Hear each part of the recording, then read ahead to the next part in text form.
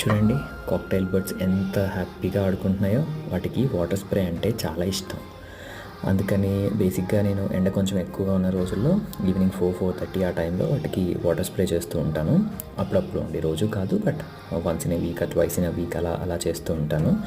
చూడండి ఎంత మంచిగా ఎంత చక్కగా అడుగుతున్నాయో. అవి రెక్కలు ఇలా విప్పార్చి నాకు కూడా వాటర్ ఇవ్వు అని ఎంత మంచిగా అడుగుతున్నాయో చూసారా. చూడండి ఎంత హ్యాపీగా ఆడుకుంటున్నాయో.